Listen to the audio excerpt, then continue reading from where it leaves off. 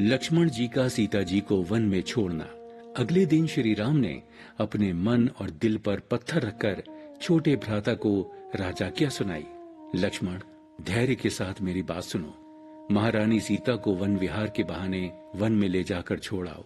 मैंने रघुकुल की मर्यादा की रक्षा करते हुए और एक राजा के कर्तव्य का निर्वहन करते हुए सीता जी का परित्याग कर दिया है।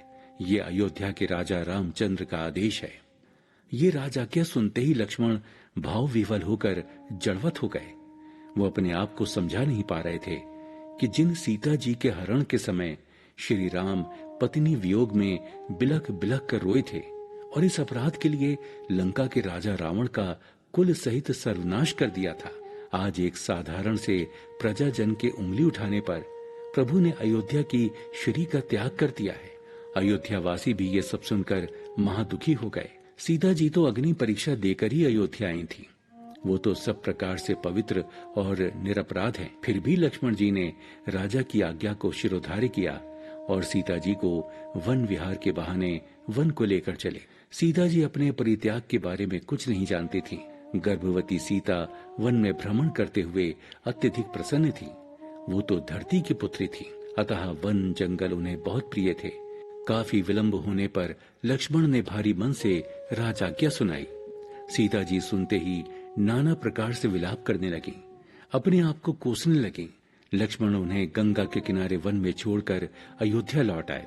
वाल्मीकि के आश्रम में लव कुश का जन्म। जब सीता जी गंगा किनारे करुण क्रंदन और विलाप कर रही थीं, तब कुछ ऋषि कुमारों ने उन्हें देख लिया और तुरंत जाकर ऋषि वाल्मीकि को बताया, ऋषिवर, एक युवती आश्रम के उस छोर पर रो रो कर अधीर हो रही है, आप शीघ्र ही वहां चलिए। वाल्मीकि ऋषि कुमारों के साथ सीता जी के समीप आए, उन्हें बहुत प्रकार से नीति और सांसारिक बातें कहकर समझाया और सांत्वना देकर उन्हें अपने आश्रम में ले आए। उन्होंने कुछ तापसियों और वन देवियों को सीता जी की सेवा में लगा दिया। सीता जी वाल्मीकि आश्रम में रहने लगीं। वो पूरा दिन भजन संध्या पूजा में मन लगाती। ऋषि के उपदेश उन्हें अमृत सरीखे लगते। जल्दी ही वन देवियां भी उनकी सखी बन गईं और सीता जी को हर प्रकार से शोक और चिंता से दूर रखने की कोशिश करती। ऋषि वाल्मीकि होने वाली संतान की सकुशलता के बारे में उन्हें नाना उपदेश देकर समझाते। गर्भकाल पूरा होने पर सीता जी ने 2 जुड़वा कुमारों को जन्म दिया। प्रसूति काल के समाप्त होने पर ऋषि ने नवजात का नाम संस्कार किया। पूरे विधि विधान के प्रथम कुमार का नाम लव तथा दूसरे का नाम कुश रखा गया। लव कुश की शिक्षा दीक्षा। अब सीता जी का पूरा दिन दोनों कुमारों के लालन पालन में व्यतीत होता। दोनों शिशु बड़े ही चपल थे। सीता जी के वात्सल्य और मातृत्व की छाओं तथा वन देवियों के लाड दुलार में बच्चे बड़े होने लगे। दोनों कुमारों की बाल क्रीड़ाओं से आश्रम जीवंत हो उठा था। वन आश्रम के पशु पक्षी भी इस आनंद में शामिल होते। समय आने पर ऋषि ने अपनी देखरेख में उनकी शिक्षा की व्यवस्था कर दी। शास्त्रों की शिक्षा के साथ साथ उन्हें शस्त्र विद्या भी सिखाई जाती। ऋषिवर उन्हें सभी विद्याओं में पारंगत करना चाहते थे, अतः संगीत और गान विद्या भी सिखाई गई। दोनों ही कुमार बड़े मेधावी और बुद्धिमान थे। जैसे ब्रह्मज्ञानी गुरु वैसे ही उनके शिष्य। अल्पकाल में ही दोनों सब विद्याओं में निपुण हो गए। इतना ही नहीं, ऋषि वाल्मीकि उन दिनों रामचरित्र यानी रामायण लिख रहे थे। उसे भी वो अपने शिष्यों को कंठस्थ करा देते। सीता जी आश्रम के कार्यों में ज्यादा व्यस्त रहती। दोनों पुत्र शिक्षा पाने के बाद देर रात तक अभ्यास करते। कुछ भी सीख लेने की उनमें बड़ी लगन और जिज्ञासा थी। राम दरबार में चैवन आदि ऋषियों का आगमन। एक दिन भृगु पुत्र चैवन अन्य ऋषियों के साथ अयोध्या श्री राम के दरबार में एक विनती लेकर आए। राजा श्री राम ने उन्हें उत्तमोत्तम आसनों पर बैठाकर उनका यथा योग्य स्वागत सत्कार किया। फिर बोले, हे ऋषिवर, मेरा जन्म तो ब्राह्मणों और साधु संतों की सेवा के लिए ही हुआ है। ऋषियों ने अपनी विनती प्रभु को सुनाई और उनसे अपनी रक्षा की गुहार लगाई कि बल विक्रम से संपन्न मधु और लवणासुर साधु संतों पर बड़े अत्याचार करता है। तभी विभीषण जी ने बताया कि मेरी सौतेली बहन कुंभनसी को रावण ने मधु दैत्य को दे दिया था। उसका पुत्र ही लवणासुर है। वो बल पराक्रम में अपने आगे किसी को नहीं गिनता। फिर ऋषि चैवन बोले, हे नाथ, आपने सेना सहित रावण का संहार कर डाला, अतः आप रक्षा करने में समर्थ हैं, अतः हमारी इच्छा है कि आप भयभीत महर्षियों की लवणासुर से रक्षा कर हमें भयमुक्त कीजिए। लवण वध के लिए शत्रुघ्न को भेजना।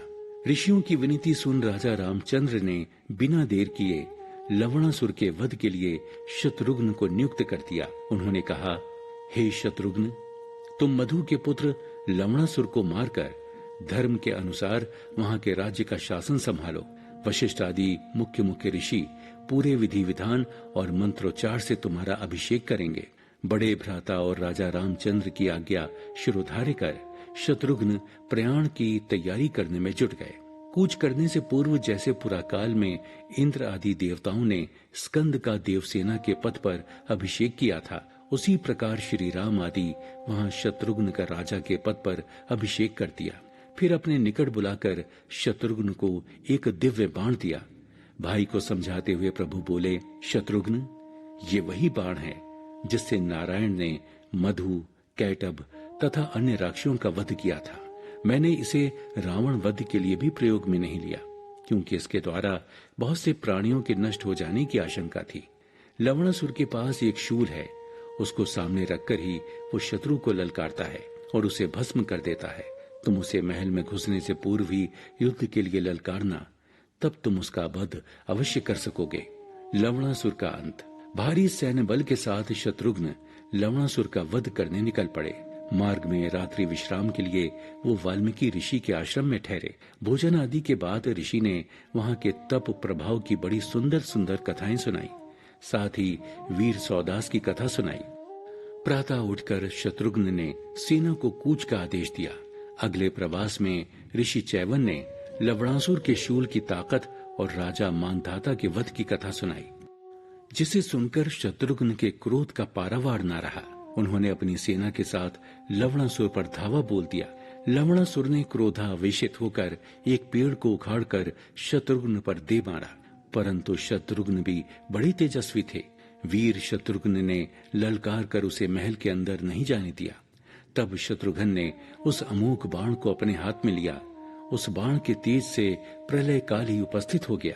देवता विचलित हो गए। फिर ब्रह्मा जी ने उन्हें समझा दिया। तब धनुर्धरों में श्रेष्ठ शत्रुघ्न ने अपने धनुष को कान तक खींच उस अमोघ बाण से लवणासुर के विशाल वक्ष को निशाना बनाया। वो दिव्य बाण तुरंत ही राक्षस के हृदय को विदीर्ण कर रसातल में घुस गया और फिर शत्रुघ्न के पास लौट आया। लवणासुर के मरते ही वो दिव्य शूल भगवान रुद्र के पास लौट गया। देवताओं ने पुष्प वर्षा कर शत्रुघ्न की वीरता और शौर्य का गान किया। देवताओं से वरदान प्राप्त कर शत्रुघ्न ने वहां मधुरापुरी बसाई और 11 वर्ष वहां रहकर 12वें वर्ष में अयोध्यापुरी लौटने का विचार किया। अयोध्यापुरी की ओर चलते हुए उन्होंने पुनः वाल्मीकि आश्रम में विश्राम किया। वाल्मीकि ऋषि से विदा लेकर शत्रुघ्न अयोध्या में श्री राम आदि सब परिवारजनों से मिले। 7 दिनों तक आनंद पूर्वक वहां रहकर पुनः मधुपुरी को लौट पड़े। राजा राम का अश्वमेध यज्ञ। एक दिन लक्ष्मण जी ने बातों ही बातों में कहा, हे रघुनंदन, समस्त पापों को दूर करने वाला परम पावन अश्वमेध यज्ञ करना चाहिए। सुना जाता है कि इंद्र को ब्रह्म हत्या का पाप लगा था, तो वो अश्वमेध यज्ञ का अनुष्ठान करके ही पवित्र हुए थे। अपने अनुज की बात सुनकर श्री रामचंद्र जी बोले, हे लक्ष्मण, मैं अश्वमेध यज्ञ करने वाले ब्राह्मणों में अग्रणी एवं श्रेष्ठ वशिष्ठ, वामदेव, जाबाली और कश्यप आदि सभी ब्राह्मणों को बुलाकर उनसे सलाह लेकर पूरी सावधानी के साथ अश्वमेध का घोड़ा छोड़ूंगा, क्योंकि यह यज्ञ सभी प्रकार से कल्याण करने वाला है। श्री राम की अनुमति पा लक्ष्मण ने सभी ब्राह्मणों को बुलवा लिया। उन द्विज श्रेष्ठों ने यज्ञ के विषय में अद्भुत ज्ञान से युक्त वचन कहे। अश्वमेध यज्ञ की तैयारियां जोर शोर से होने लगी। जो श्रेष्ठ ब्राह्मण कार्यवशात देश से बाहर गए हुए थे, उन्हें शीघ्र बुलावा भेजा गया। निमंत्रण लेकर दूत तथा तीनों भाई भिन्न भिन्न दिशाओं में निकल पड़े। नट, नर्तक और सूत्रधार सब बुलाए गए। प्रभु श्री राम इतना ही बोले, तुष्टा पुष्टश्च सर्वोत्सव मानितश्च यथा विधि प्रतियास्यति धर्मज्ञ शीघ्र मामंत्रयताम जना। अर्थात धर्मज्ञ लक्ष्मण, शीघ्र ही सब लोगों को आमंत्रित करो और जो लोग यज्ञ में आए वो सब विधि पूर्वक तुष्ट पुष्ट एवं संतुष्ट सम्मानित होकर ही लौटें। यज्ञ के लिए चावल, तिल, मूंग, चना, कुल्थी, उड़द और नमक तथा इसी के अनुरूप घी, तेल, दूध, दही तथा बिना घिसा चंदन, बिना पिसे सुगंधित पदार्थ भी जुटाए गए। भरत को 100 करोड़ से भी अधिक सोने चांदी के सिक्के साथ लेकर यात्रा करने को कहा गया। मार्ग में जरूरत की चीजों के लिए बाजार लगाने के आदेश दिए गए।